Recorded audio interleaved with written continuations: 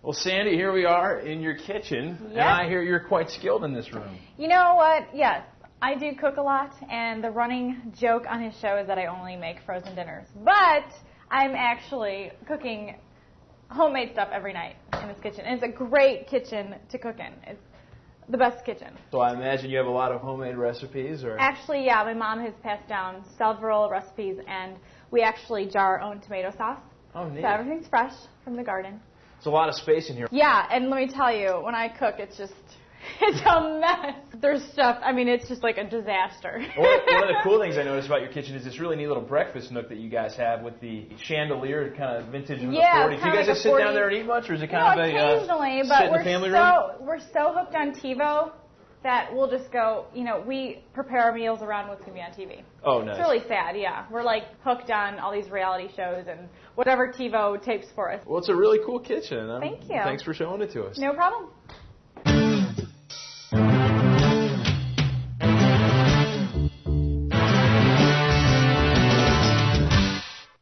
Guests of the Mancow Muller, Sandy Muller household get to stay in this fantastically cool room. Yeah, if you ever need a place to stay. Oh, there's a really cool story, Mancow, behind that cowboy that's there in the corner. That is a fiberglass cowboy I stole from an amusement park where I grew up called Fairyland, and I got kicked out of the house for having that.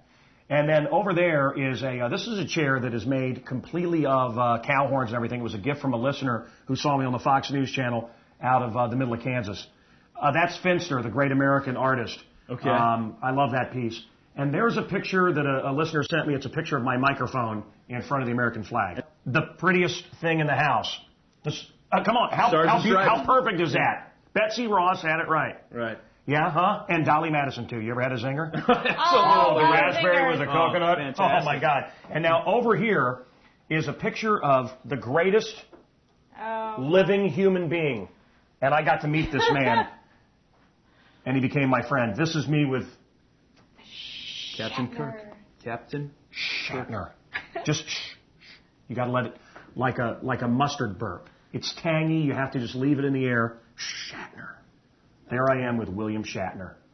This is my idol. How much? Huh? Yeah. Now, Sandy, when you met Mancow, what was it like getting used to all of these wonderful people that he knows and he hangs out with in this collection of friends? It's fantastic. He is a very eclectic person. You kind of inherited this condo in a way. I mean, when you guys were married recently. You know what? When I moved in, this is the way it was. He did a great job.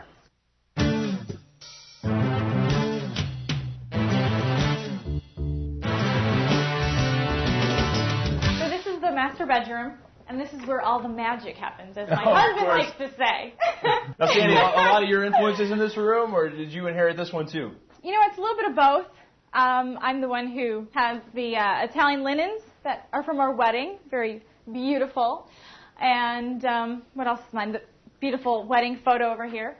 Now, this room, these shades really keep the light out during the daytime. So what's this kind of vampire lifestyle you live? I do live a vampire lifestyle. I get up at 2:30 in the morning to do my little radio show, so I sleep in the day. Right. Also, if you look around the room, you're going to notice a few things. First of all, there's a mirror that's gigantic. Right. You got to have that in the spice up the love life. Hey! Now, also, just to see if you have a nice outfit over there, this is Ray Bolger's costume case. This is what the Scarecrow from the Wizard of Oz. That's what the costume was kept in. I use that as a table over there. Also, John Muller Volkermer. My father had a clock company, and those are and I helped make these clocks as a kid, and that's one of the clocks that we made. No kidding.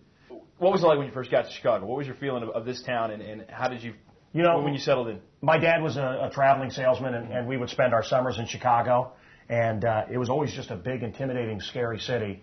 And now you know why they call it the city. After I've been here, I know why they call it the city of big shoulders, because it's like a big, small town. Everybody's so cool. It's a great city. I love it. But when I first saw Chicago, I was scared to death. Right. I mean, I grew up on dirt roads. No kidding. So to be living in this and have this kind of life in this kind of city, it's bizarre. Well, I hear you also have one heck of a collection of costumes from vintage movies. Can we check those out? Let's go. He likes to prance around the house in them. Okay. I'm in the closet. I'm out of the closet. I'm in the closet. Okay, look, I got to do something very important here. These are all my signed books. I always got to put this out when Barry comes over. He usually comes over on Saturday, so I got to put this out. All right. Makes him feel good. So, okay. All right. Look, here's Let's the thing. check out some of these costumes. This is the stuff I haven't put in storage yet. Okay. I've got thousands and thousands of costumes. Okay. I've got all the second season Lost in Space costumes. Let me show you a few.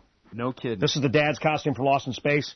They use these to to make sure they were tucked in. Keep them down. But that's the dad from Lost in Space.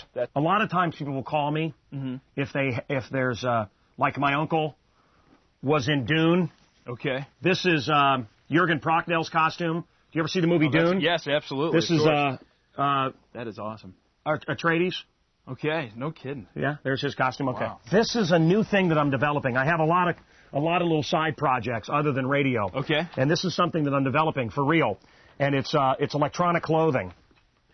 What do you think of this? That is really cool. Huh? I think it's the next big thing, personally. I mean, it's kind of got a little bit of a Tron I'm going working on. with a friend of mine named Derek, and we're trying to mass produce these. And it's something I'm investing in right now. Mr. Roboto, huh? I think it's going to be the next What if big you thing. turn off That's the a pretty light? nice. What if you turn off the light? Could you do something with it? Hold on a minute.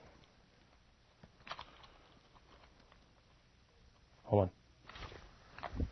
Oh, so it can blink. It can stay on the whole time. That is really neat. This is. Now, how long has this thing been in development? This is one of the things I invented, and we just got to find a sweatshop somewhere where we South can get America. child labor to build these really cheap. Huh? How cool is that? Mancow, when you moved in here, you completely redid this bathroom, this master bath here with the skylight and everything else. This is it. I